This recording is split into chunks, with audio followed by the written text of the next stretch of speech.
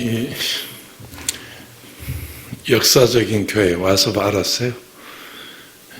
80년이 넘었다고 하네요. 교회 역사가.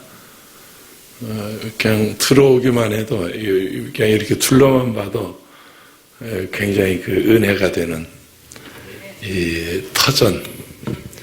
여기서 얼마나 많은 분들이 은혜를 받고 또 구원을 받고 그랬겠습니까? 이 터에서, 그죠?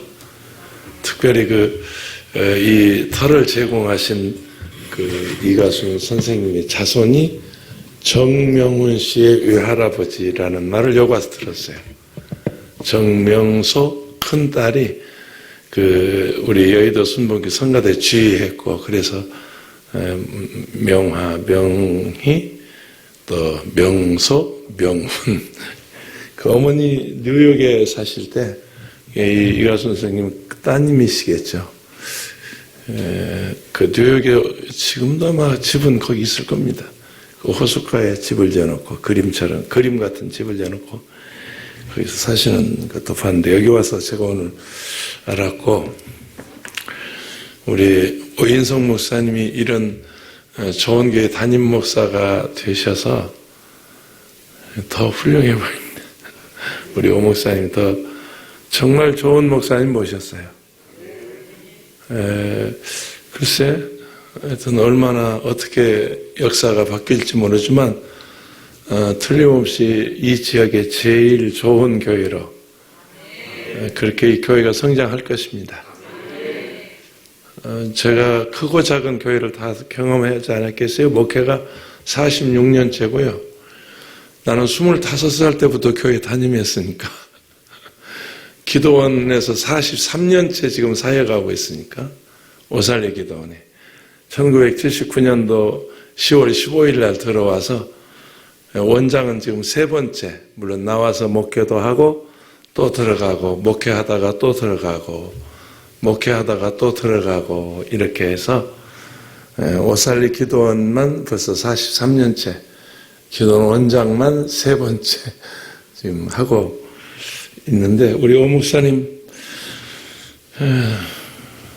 이렇게 우리 기도원에 와서 설교하고 또 이렇게 그러면서 교제하면서 보니까 너무 훌륭한 목사님이에요. 성품이, 인품이, 그 영성이, 또 메시지가. 목사는 3가지거든요. 첫째는 인품 좋아야 돼요. 인품. 아무리 설교자라도 인품이 개떡 같으면 그 목사 별 볼 일 없어요. 또 그 다음에 인품 좋아야 돼요. 그 다음에 영성이 있어야 돼요. 영감이 있어야, 영성이 있어야죠. 말 잘한다고 되나요? 말 잘하는 사람 얼마나 많은데요. 영성이 있어야 하는데, 그 다음에 이제 메시지가 있어야 하는데, 우리 오 목사님 그 3가지를 다 갖춘 정말 좋은 목사다. 박수 한번 치고 싶죠.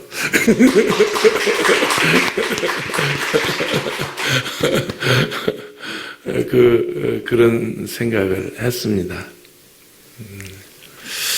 너무 오늘 와서 다시 한번 토요일 저녁, 내일 주일 우리 기도원 예배가 5번이나 있습니다. 1부에서 5부까지 있는, 또 비 오는 날 저녁, 부담스러운 시간에 이렇게 많이 나와주셔서 감사합니다.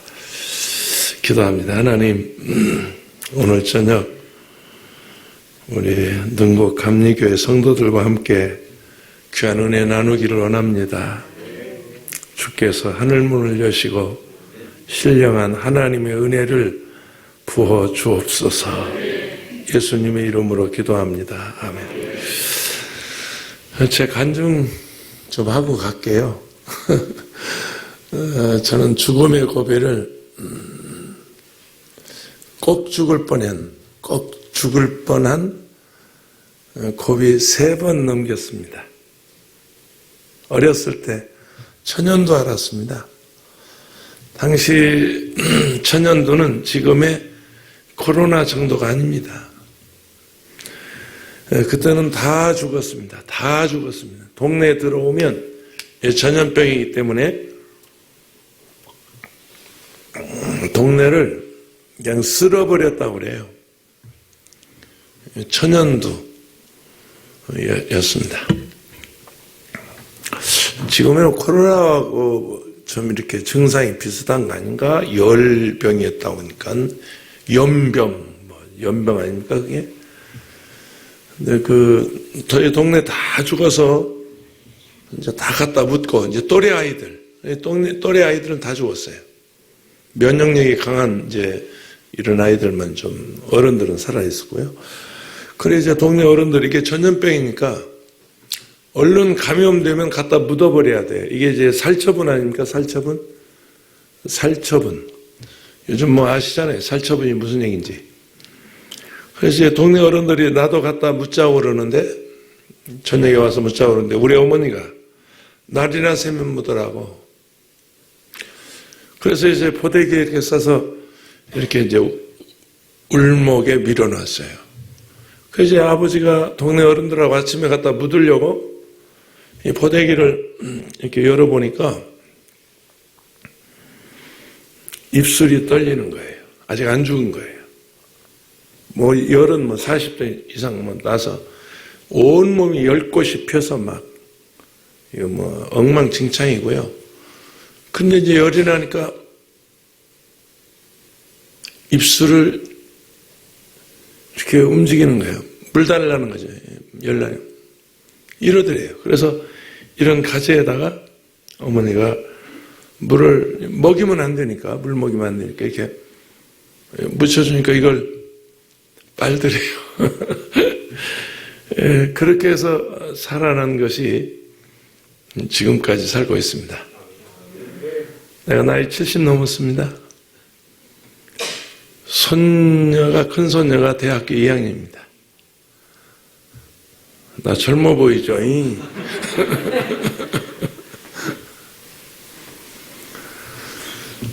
그때 살아나서 지금까지 이렇게 살고 있습니다.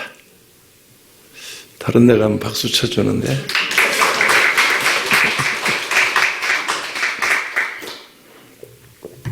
첫 번째 죽음의 고비였고요. 그 흔적은 제가 가지고 있습니다. 마마라고 그러죠. 얼굴에 흉터 가지고 있고요. 그 흔적 가지고 있는데 이 나이에 생방송을 진행하고 있습니다. CTX 콜링가 월요일 일주일에 2번씩 해달라고 하는데 한 번밖에 못합니다. 기도는 비울 수가 없어서 매주 월요일 오후 2시에 콜링가 인도하고 있습니다. 두 번째는 93년도니까 30년 전 얘기입니다. 벌써 세월이 이렇게 갔네요. 93년 7월 26일 날 혹시 기억하십니까? 아시아나 비행기가 목포 공항에 착륙하려다가 악천후로 인해서 그 험악한 산을 들이받아 버리죠. 99명이 타고 있었는데 일부 살았습니다. 뒷자리에 대개 비행기 사고는 뒷자리부터 죽는데 그날은 이렇게 들이받았기 때문에 앞자리는 전부 죽었고요. 뒤에 이제 몇 명 기억을 더듬어 보시면 막 헬기들이 그 팔다리 부러진 사람들 밧줄로 달아서 이렇게 날르는 그 장면도 지금 선한데요. 그날입니다. 저는 그 비행기를 타고 완도에 부흥에 가는 날이거든요. 이미 그 비행기를 예약했고 그 비행기로 간다고 완도에 전화했고 그래서 이제 월요일 날인데 그날이 주일날 밤 10시가 넘어서 전화가 왔어요. 목사님 광주로 오시죠? 그래요. 목포 거 예약했습니다. 그래도 광주로 오시죠? 목포 거 예약했다니까. 그래도 광주로 오시죠? 목포 공항에서 해남을 거쳐서 완도까지 40분이면 갑니다. 당시 국도로, 자동차로. 송정리 광주 공항에서 완도까지 1시간 40분 걸립니다. 그러면 완도 가기 위해서 목포행 비행기를 타야 허겄었어? 광주행 비행기를 타야 허겄었어? 그게 상식이에요, 상식. 누구나 다 그렇게 가요. 다 그렇게 가는 거예요. 그래서 그거 예약하고 이미 내일 2시 10분 아시아나 비행기가 3시쯤 도착하니까 오라고 다 약속했어요. 근데 내일 월요일 날 출발하는데 밤 10시가 주일날 발면 시간 오면서 나더러 광주로 하니까 기가 막히죠. 뭐 비행기 예약도 안 되잖아요, 그 당시. 내가 그랬어요. 아니, 그쪽이 가까운데 왜 그러냐고. 이제 나도 열받죠. 아니, 그쪽으로 가는 게 가까운데 왜 그러냐고 그랬더니 이유를 말하지 않고 그래도 광주로 오세요. 내 후배입니다. 네, 강 목사입니다. 나는 김 목사고. 안강최, 그래서 제가 알아봅니다. 그때부터.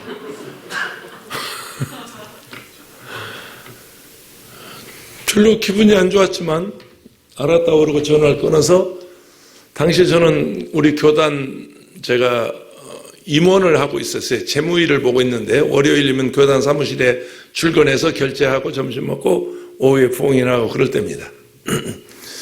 그래서 7월 26일 날 월요일 날 오전에 교단 사무실 출근해서 일 보고 점심을 먹고 차를 몰고 공항에 가면서 우리 기사 집사한테, 이 집사 공항에 와서 내 차 받아다가 집에 갖다 둬. 나 비행기로 오늘 부흥회 가는데 2시 10분 아시아나 비행기니까 2시 안 돼서 김포항에서 만나자. 그래가지고 약속을 해서 만났어요. 차를 넘겨주고 오지 말라니까, 목포로 오지 말라니까, 광주로 오라니까.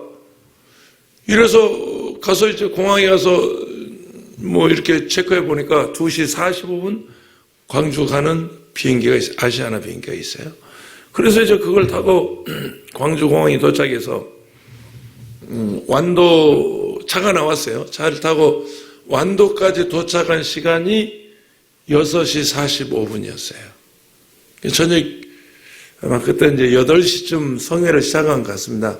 신지 명사심리 해수욕장에 있는 신지도에 있는 순복음 동산교회인데, 완도읍에서 지금은 다리가 연육교가 놓아졌습니다. 그때는 배 타고 건너다녔습니다. 그래서 이제 선착장에 차가 도착하니까 선착장까지 교인들이 나와서 막 박수를 치고 할렐루야를 하고, 나는 오늘 이 집 찾아오는데 힘들었네. 아니, 가만히 있어봐. 그게 아니고, 나 이 집 찾아오는데 힘들었네. 주소를 찍고 왔더니 옆집으로 다 왔대. 좌측에 교회가 있대. 보니까 있긴 있는데 길이 없어. 그래가지고 나와가지고 이렇게 나와서 이제 뭐 이렇게 돌면 되는가, 돌아가지고 저 아래 마을, 저리 아니까요.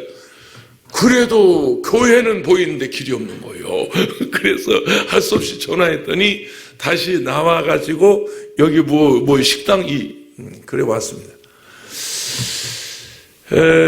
내가 2번째 부흥에 가는 교회이기 때문에 성도들이 반가워서 그런 줄 알고 아무 생각 없이 할렐루야 하고 이제 내렸는데, 담임 목사가 내게 오더니 날 붙잡고 부들부들 떠는 거예요. 목사님, 큰일 날 뻔했습니다. 왜? 목사님 타고 오려고 했던 비행기 떨어져서 사람 다 죽었습니다.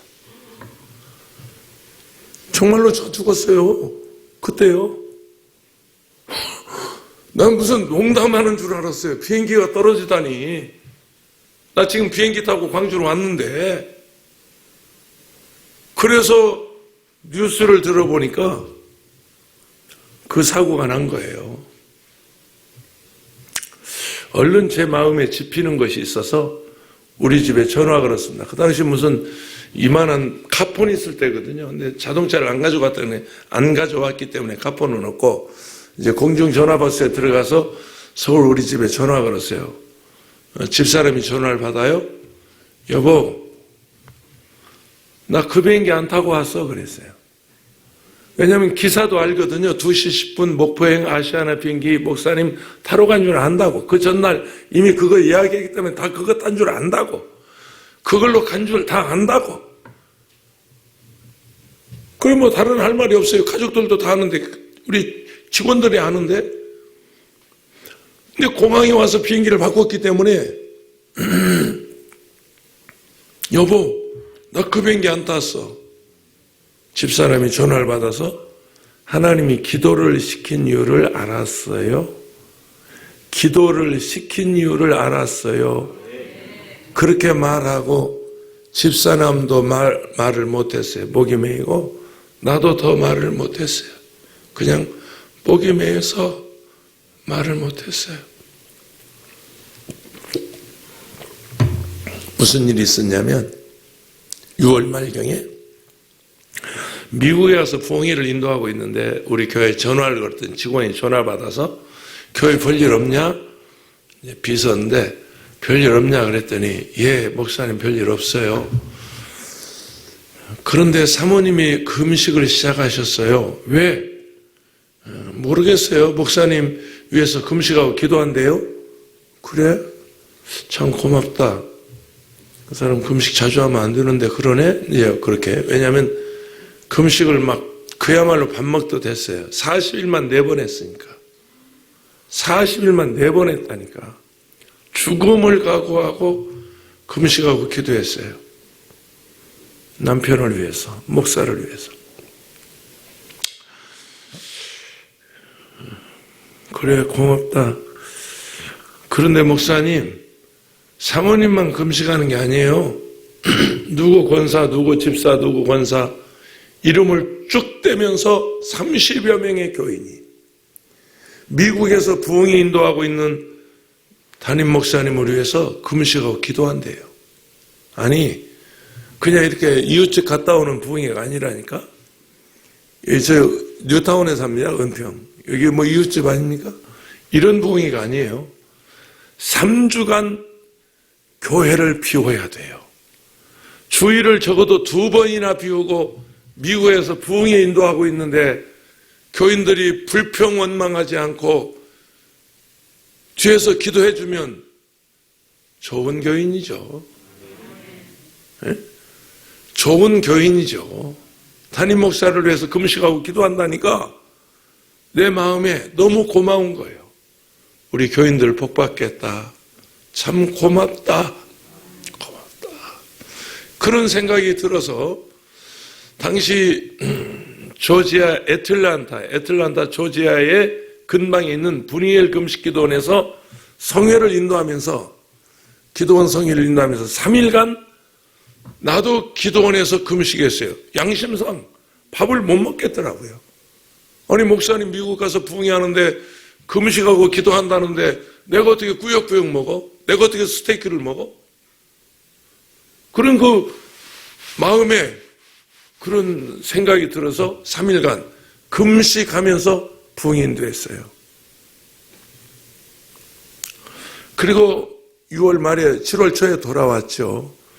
제가 돌아오니까 우리 성도들은 금식을 다 끝냈는데 제 와이프가 금식을 끝내지 않고 계속 금식하고 기도하는 거예요. 왜 그러냐 그랬더니 하나님이 당신을 위해서 기도하라고 그런다고 이러는 거예요. 그래서 이제 그 기도를 언제까지 한 줄 아세요? 사고 나기 전날 7월 25일까지 40일 금식을 목숨을 걸고 한 거예요. 죽음을 각오하고 기도.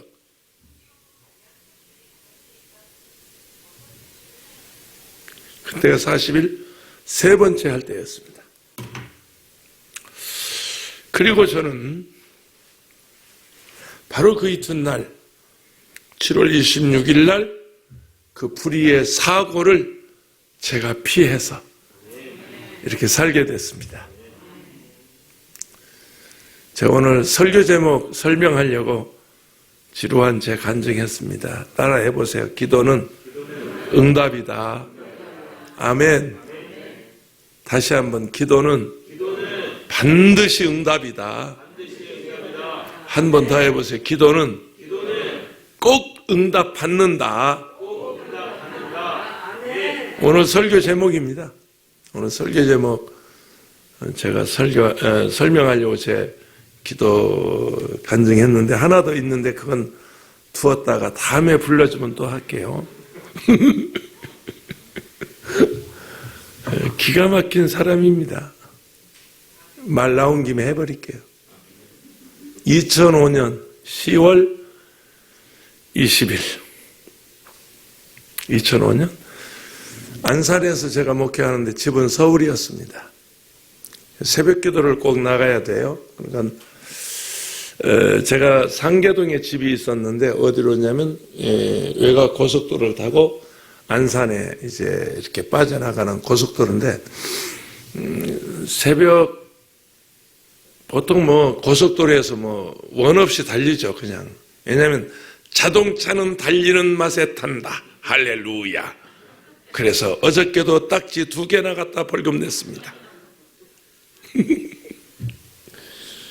새벽에 이제 그 서해안 고속도로에 들어서서 목감 IC 지나서 이제 일찍 분기점인가 하여튼 그 분기점 이제 그 서해안 고속도로 요금소 직전에 이제 그 사이였어요. 거기 무슨 지금 공사해서 건물이 젖었는데 거기에 저 중간에 그 무인 카메라 있어요. 무인 카메라. 근데 그걸 피하는 방법은 간단합니다. 절대 안 지키는 방법. 오늘 별걸 다 가르쳐 주네. 갓길을 물리고 달려가면 안 지킵니다. 응? 1차선, 2차선, 3차선, 4차선 있잖아요. 그 4차선 맨 끝에 갓길을 물리고 가다면 안 지키지 그게. 거기까지는 조정이 안 돼 있으니까. 보통 140, 50km 막 새벽에 하고 달리는데 그날 또 여전히 그 카메라를 피하려고 뭐 출퇴근길이니까 다 알잖아요. 늘 다니는 길. 카메라를 피하려고 갓길을 물고 거기가 공사 중이었어요. 마침 캄캄했어요. 지륵같이 어두운 새벽 4시 반, 4시 한 20분쯤 이렇게 됐어요. 지륵같이 어두운 그 길을 막 달리는데 앞에 산더미만한 새까만 트럭이 8톤 트럭이 짐을 가득 싣고 저속 운행을 하는 거예요. 4차선에. 내가 발견했을 때는 이미 늦은 거예요. 그대로 달리면 그 자동차 밑으로 들어가서 나는 샌드위치 되는 거예요. 재간 없어요. 승용차 무슨 힘이 있어요. 그냥 밑에 들어가는 거죠. 근데 이제 우측으로 회전하면 그거 이제 낭떠러지니까 굴릴 거 아니에요. 그러니까 그 이제 안쪽으로 좌회전했을 거 아니에요. 그래서 발견하는 순간 핸들을 돌렸는데 그 반동에 의해서 차가 굴르는데요. 차가 이렇게 여러분 가끔 그런 거 보시잖아요. 방송에 차가 굴르는데 굴러서 뒤집어서 차가 중앙 분리대를 넘어가려다가 그걸 넘어가지 못하고 이렇게 돌아서 이렇게 이제 다시 진행 방향으로 넘어졌는데 그 순간입니다. 아, 이렇게 죽는구나 그러더라고요. 그런 생각 들더라고요. 아, 사람이 이렇게 죽는구나. 정말 대책이 없었어요. 그냥 죽은 줄 알았어요. 그런데 이게 정신을 이제 좀 눈을 뜨고 보니까 바퀴가 위에서 돌고 있어요. 이때 위에서. 완전 뒤집어진 거예요. 바퀴에서 위에서 이렇게 바퀴가 돌고 있는데 내가 안 죽었더라고요. 아직. 그러나 죽지는 않았지만 목이 부러졌든지 팔다리가 부러졌든지 갈비가 다 나갔든지 만신창이 된 줄 알았죠. 근데 더 겁나는 건 자동차에 불 붙는 게 더 겁나더라고요. 자동차에 불 붙으면 꼼짝 못 하거든요. 그래서 이제 위에서 이렇게 도는데 불 붙을까봐 벌렁벌렁 기어 나왔어요. 그 사이에 유리 다 깨졌으니까 자동차 안에서 그때 이제 그 안전벨트의 중요성을 알았습니다. 거기 위에 보면서 철커당하고 이제 그때 안전벨트를 이제 끌었어요. 그리고 벌렁벌렁 기어 나와서 보니까 다른 차들은 이제 스탑되어 있죠. 보니까 이거 지갑을 안 가지고 왔더라고요. 차에 있더라고요. 그래서 다시 벌렁벌렁 기어들어서 지갑은 가지고 나와야 살 거 아니에요. 그래서 나와서 보니까 이제 피가 흐르더라고요. 머리에서 피가 흘러서 이제 이렇게 손으로 움켜쥐고 이제 지나가는 차들을 붙잡는데 어떤 1톤 트럭이 한 대 서서 여기 가까운 동안산병원 실어다 달라고, 가까운 병원 실어다 달라고 그래서 이제 병원으로 실려가고, 자동차는 불살나서 소천하고. 기가 막히죠, 뭐. 죽는 거죠.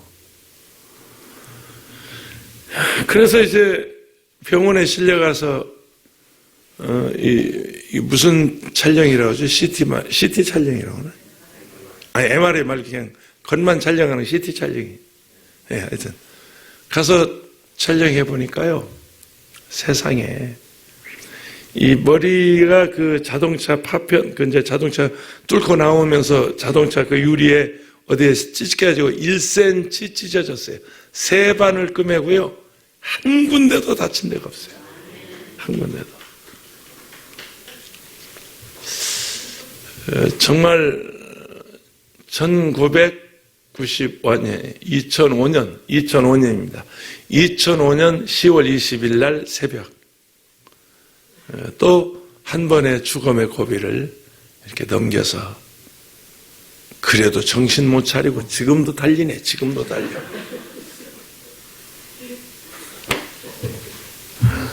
이렇게 살아왔습니다. 제가 왜 이 말씀 드리겠어요?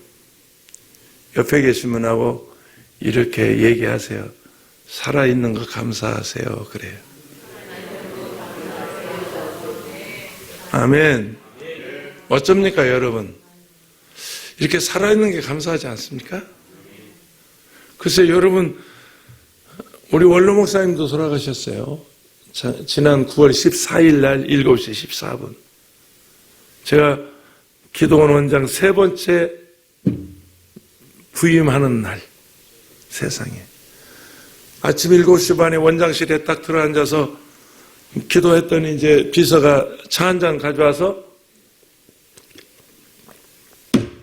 목 딱 죽였는데 한 5분 걸렸어요. 잠깐. 그 시간이 7시 반에 출근해서 띡똑 하고 카톡에 문자가 날라와서 보니까 원로 목사님 소천하셨다는 거예요. 지난 9월 14일 날.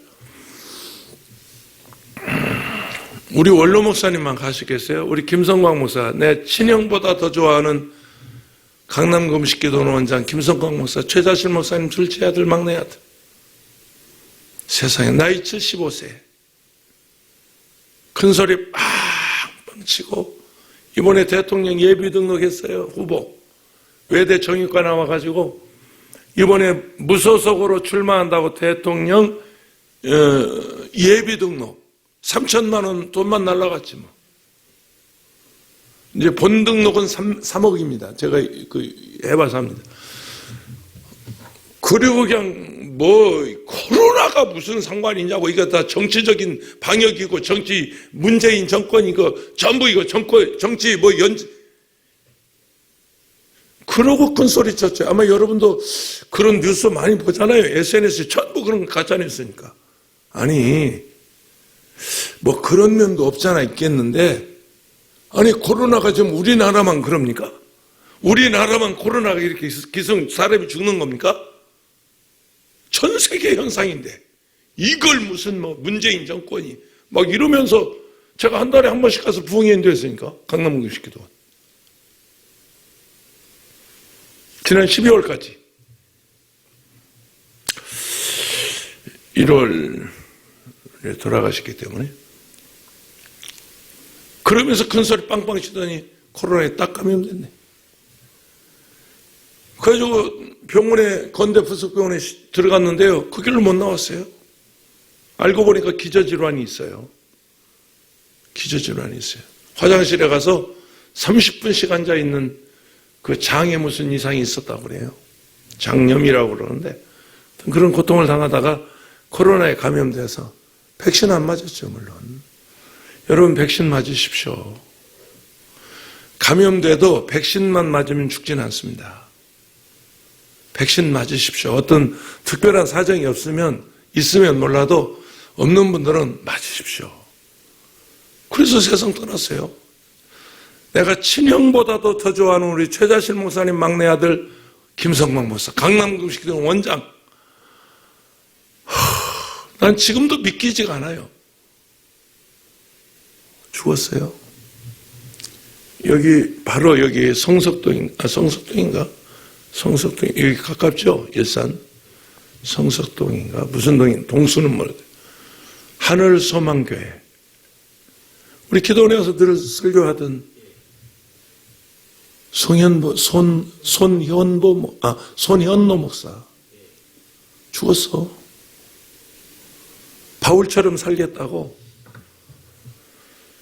56세가 될 때까지 결혼하지 않고 아버지 목사요. 목사 아들로 나는 바울처럼 살겠다고. 교회가 얼마나 좋습니까? 알죠? 나이가 많아도 가고요. 나이가 젊어도 가고요. 건강한 사람도 가고요. 병든 사람도 가고요. 마치 기다렸다는 듯이 우리 원로 목사님, 조영기 목사님 세상 떠나고 나니까 줄줄이 막 세상을 떠나는데 제가 왜 이 말씀 드리냐면 우리 살아있는 거 감사하자고요. 아멘. 살아있는 거 감사하자고요. 저만 그런 죽음의 고비를 넘겼겠습니까? 여러분 살아오면서 여러분 저만한 그런 고비가 왜 없었겠습니까?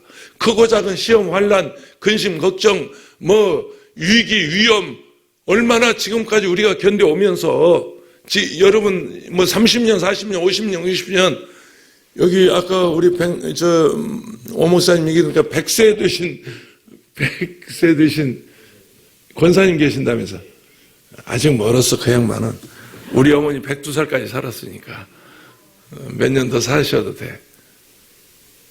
우리 어머니 102살까지 살면서요 단 한 번도 병원에 입원한 적 없고 102살까지 단 한 번도 몸에 칼 대본 적이 없고 약은 더러 잡수셨겠죠. 내가 일일이 살펴보지 않았으니까 내가 모시고 살았지만 화장실에서 허리 넘어져가지고 엉덩이가 부서져서 한 3개월 고생했습니다. 그것도 병원에 가서 금방 기부스하고 집에 와서 요즘 병원 침대 다 의료보험 혜택 되잖아요. 그 병원 침대를 집에 놓고 집에 우리 4대가 살았거든요. 4대 8식구 증손녀 증손자들 손자 며느리 손자 또 저희 집사람이 얼마나 지극정성 시어머니를 섬겼냐면 세계 효운동본부에서 효부 대상을 받았으니까 집사람이 나 복 받겠지. 왜냐하면 부모에게 효도하면 복 받는다고 그랬으니까. 그래서 내가 복 받는 것 같아. 여러분 건강해서 장수하시고 아멘. 절대 병들지 말고 코로나 우습게 보지 마세요. 가능하면 개인 방역 철저하게 하시고요. 우리 기도는 교회는 전부 이거 비말 차단기 했는데 여기는 믿음들이 좋네. 믿음이 좋아. 비말 차단기도 안 하고 우리는 믿음이 없어서 비말 차단기를 이만큼 해가지고 앞만 하나 양 옆에까지 해가지고 들어가서 관 속에 들어가서 설교하는 것처럼 인생 그렇게 가더라고요.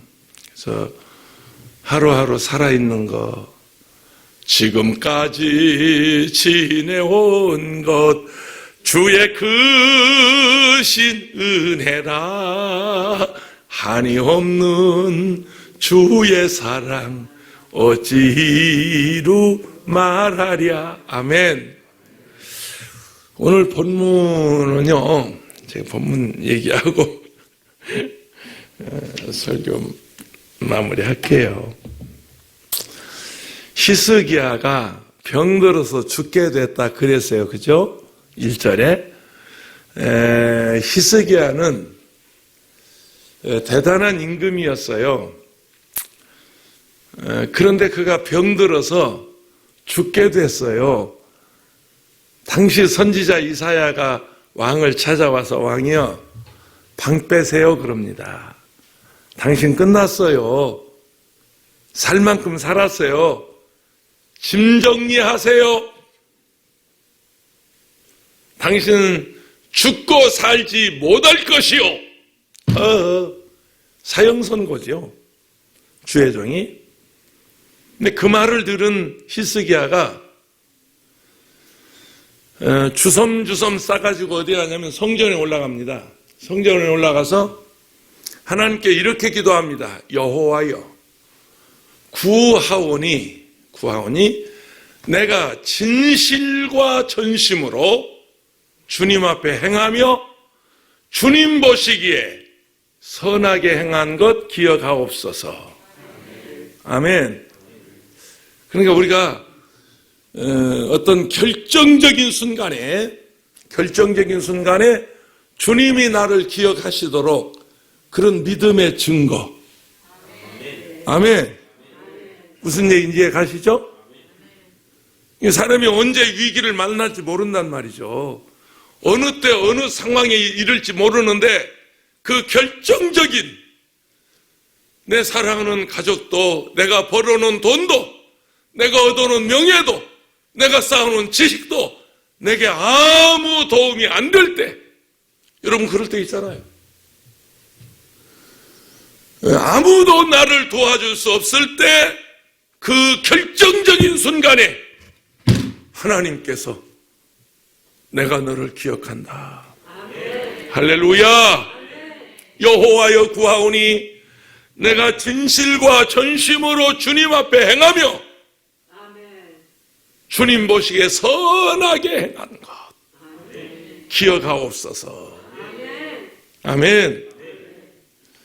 나는 우리 이제 이 목사님 좀 리포트해서 나한테 메일로 좀 보내줘요. 이 이가순 선생님의 이 땅을 헌정하신 그 자손들이 어떻게 됐나 그게 나는 궁금하네요. 내 정명서 정명훈 그 집안은 어머니까지 내가 알고 있는데 그분이 이 어른의 따님이라는 거 오늘 여기 와서 알게 돼서 조금 더 아드님이 뭐 병원도 하고 그랬다는데 조금 리포트해서 간증 좀 하게요.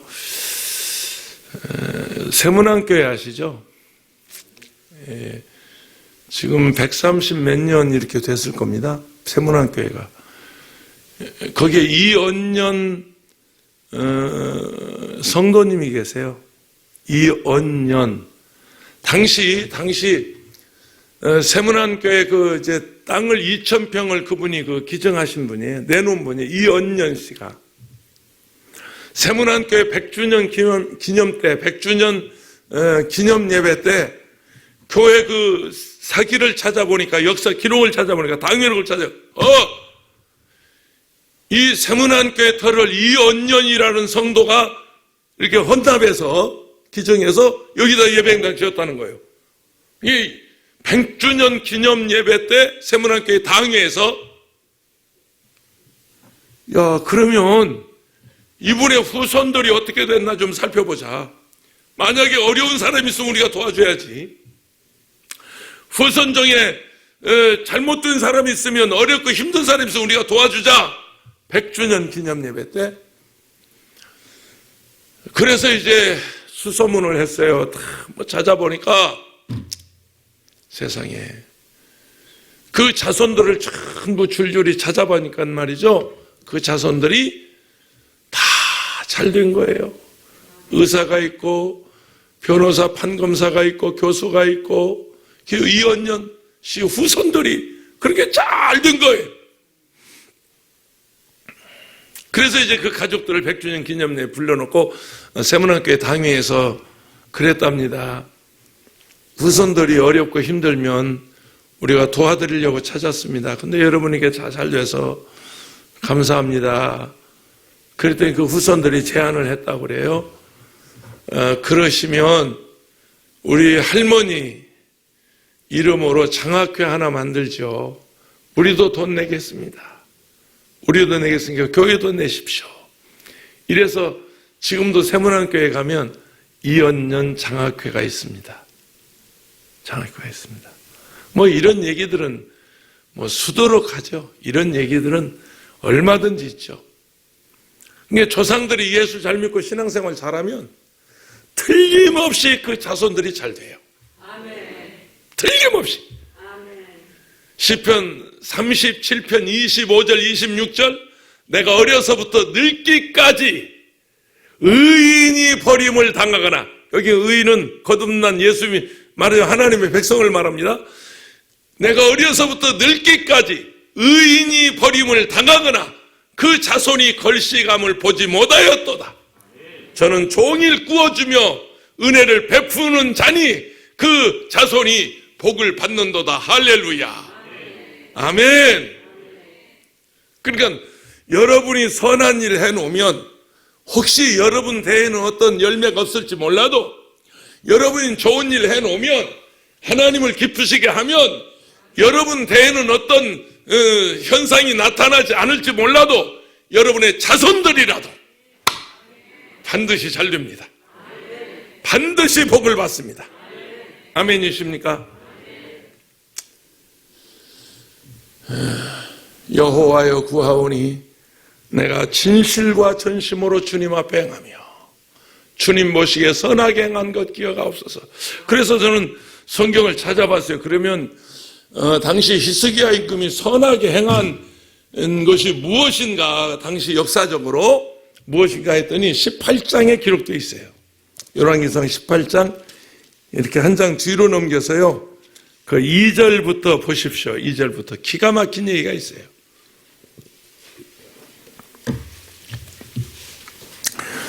예, 18장 제목이 그렇게 되어 있죠. 유다왕 히스기야에 대한 이렇게 이제 쭉 얘기인데, 역대하 뭐 이렇게도 기록이 되어 있어요. 그냥 두 군데 역대하도 되어 있고 열왕기하도 기록되어 있단 말이죠. 이스라엘 왕 엘리의 아들 호세아 제10년에 유다 왕 아하스의 아들 히스기야가 왕이 되어, 그러니까 지금 남북으로 갈라진 유다 왕입니다. 그가 왕이 될 때, 히스기야가 왕이 될 때 나이가 25세라 예루살렘에서 29년간 다스리니라. 그의 어머니의 이름은 아비오 스가랴의 딸이라. 그리고 3절 보세요. 히스기야가 그의 조상 다윗의 모든 행위와 같이. 그래서 히스기야는 최고의 임금은 다윗이고요. 그건 뭐 성군 다윗이고요. 다윗은 뭐 더 얘기할 거 없는 이스라엘의 상징적인 인물이고요. 그런데 다윗과 같이 그러잖아요. 그러니까 다윗 이후에 가장 선한 임금, 가장 신앙적인 사람, 가장 믿음 좋은 사람, 그게 누구냐? 히스기야라니까. 그러니까 3절에 뭐라고 하냐면, 히스기야가 그의 조상 다윗의 모든 행위, 신앙적인 것, 삶인 것, 가정의 모든 행위와 같이 여호와께서 보시기에 뭐였어요? 정직하게 행하여. 그 다음에 4절, 그가 여러 산당들을 제거하며 주상들을 깨뜨리며 아스타라 모상을 찍어버리며 모세가 만들었던 놋뱀을 이스라엘 자손이 이때까지 향하여 분향함으로 그것을 뭐하고? 부수고 느수단이라 일컬었더라. 5절 보세요. 히스기야가 이스라엘 하나님 여호와를 의지하여, 뭐했어요? 의지하였는데 그의 전후 유다 여러 왕 중에 그러한 자가 없었으니. 6절 보세요. 곧 그가 여호와께 연합하여, 세상에 하나님과 연합했다잖아요. 그에게서 떠나지 아니하고 여호와께서 모세에게 명령하신 계명을 뭐했더라? 지켰더라. 그게 하나님 보시기에 선하게 행한 게 뭔가 그랬더니 바로 이런 일이에요. 이런 다윗처럼 행하고, 그리고 하나님이 가장 싫어하는 그런 우상들을 다 때려부셔버리고 다 제거해버리고 이걸 가르쳐 종교개혁이라고 합니다. 그야말로 개혁을 했어요. 여호와여 구하오니 내가 진실과 전심으로 주님 앞에 행하며 주님 보시기에 선하게 행한 것. 저는 목회 46년째예요. 제가 76년 부터 목회를 신학교 1학년 때인데 우리 최자실 목사님이 교회를 개척해 놓고 당시 청년회장입니다. 여의도 순복음교회 청년회장할 때 청년회장 내가 개척한 교회가 있는데 주일날 네가 가서 설교해줘라. 청년회장 가서 설교해줘라. 하고 간 것이 서울 신생교회 순복음 신생교회 신정동에 있는 교회였습니다. 그때부터 저는 교회를 다니면서 외길 인생 46년째 제가 이 길을 이렇게 걸어오고 있습니다. 근데 목회 이렇게 해오면서 저는 기도원에 많이 오잖아요, 사람들이. 기도원이 최고로 모일 때 아까 우리 오인성 목사님 처음에 와서 설교할 때 10여 년 전, 12, 13년 전이죠. 그때 15년 전 연간 120만 명이 다녀가는 기도원이니까 뭐 크고 작은 교회 뭐 담임 다 해보고 그랬어요. 그런데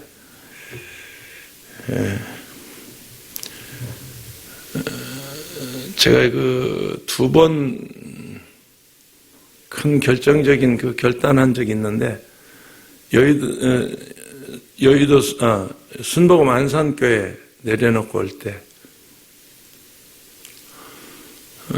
2층 상가에 있는 30명, 애들까지 30명 모이는 교회 부임에 가서 4년 반 만에 606평 종교부지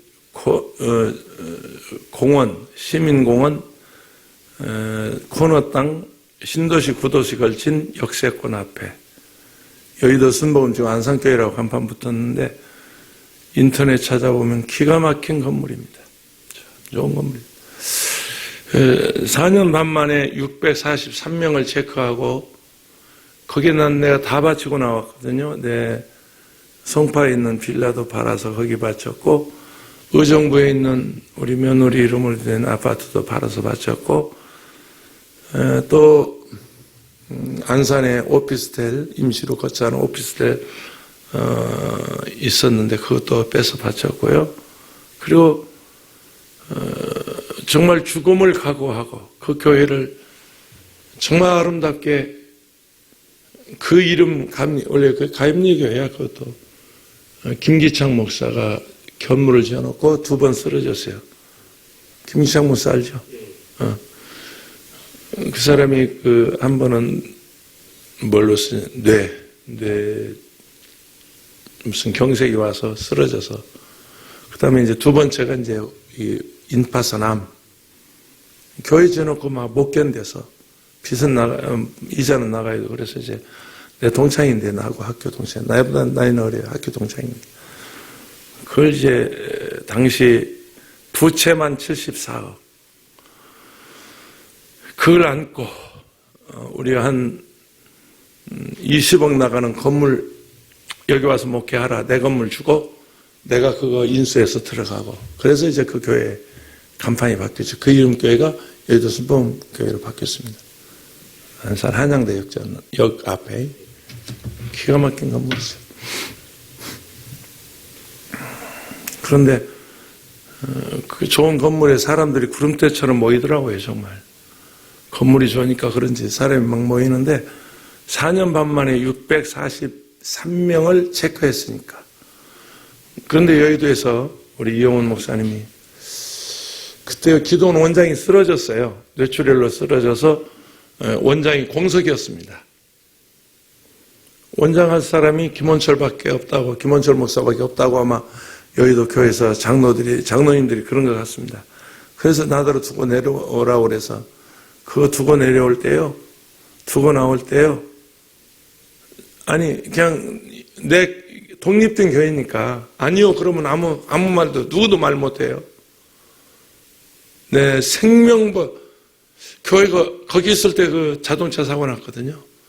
그때 내가 교회는 처자식보다 귀하고 교회는 내 생명보다 귀하다는 거 그때 자동차 사고 나와서 그때 알았습니다. 이제 죽는구나. 이렇게 사람 망가지는구나. 그때도 생각은 교회밖에 없었습니다. 그때 교회를 건축하고 있을 때거든요. 어떻게 하지? 나 죽으면 어떻게 하지, 교회? 나 죽으면 어떻게 하지, 교회는?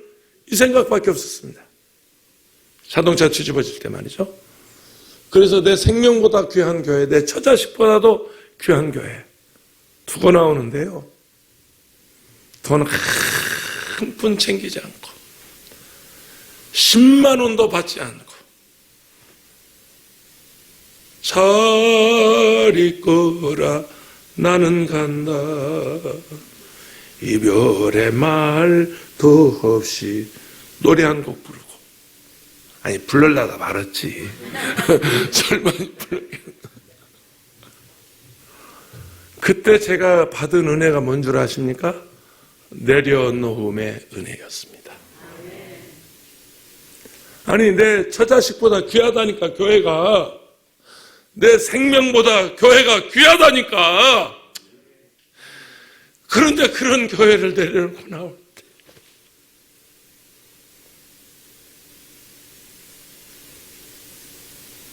그때부터 지금까지요 10년이 훨 지났거든요.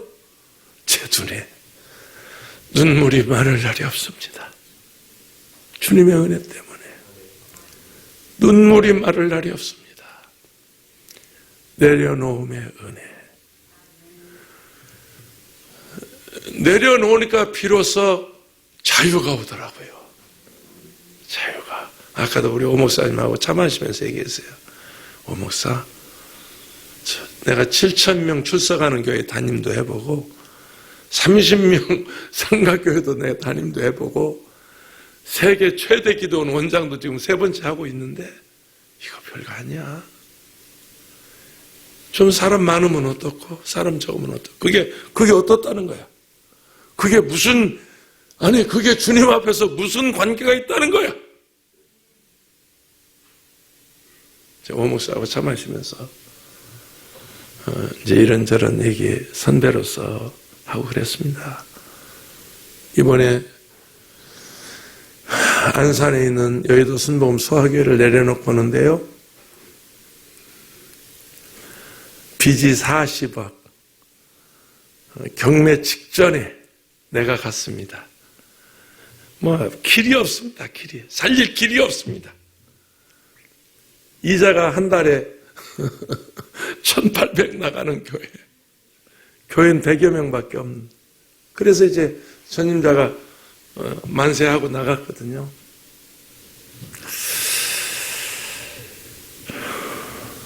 방법이 없더라고요. 방법이. 왜냐하면 대환대출하면 이제 2금융권, 3금융권 돈을 썼기 때문에 교회 건축하면서 1금융권으로 대환대출만 해도 이자가 팍 줄겠는데 그게 안 되는 거예요. 부실채권 아무도 받아주지 않아. 아무도. 어느 은행도. 우리 지금 목사들은 안수집사 당시가 농협 서지점장이었습니다. 개인적으로 잘합니다. 오늘도 무슨 일로 전화했습니다. 나한테 뭐라고 하냐면 목사님 던지세요. 그냥 경매로 던지라는 거예요. 그런 방법은 있다는 거예요. 다 제3자 우리 재단에서 들어가서 여의도 다른 이름으로 들어가서 다시 경매 받으면 빚 다 털 수 있습니다. 한 20억이면 이러는 거예요. 양심상 목사의 감상 삼아 그건 안 되겠더라고요. 은행 돈은 돈 아니야? 남의 돈은 떼먹어도 돼? 어디 그런 법이 있어? 은행 돈 안 갚아도 되는 거야? 어디 그런 법이 있어? 예수 믿는 사람이 그런 걸 얘기해. 나도 멍청이죠. 코를 빠치고 있는데 그때 예수님이 저를 찾아오셨습니다. 아무 대책도 없고,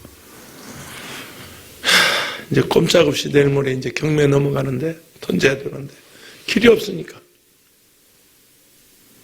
우리 총무 목사가, 목사님, 은행 지점장이 목사님 찾아온다고 그러는데 시간 되시면 좀 만나보시죠. 누군데? 몰라요? 전화 왔어요. 그래, 오시라고 그래. 정말 뭐 생면부지입니다. 그 은행이 어디 있는지도 모릅니다. 그런데 와서 은행 지점장이라고 명함을 내놓는데 정말로 지점장이야. 은행 지점장이야? 나는요, 예수님이 은행 지점장으로 오시는 거 처음 봤어요.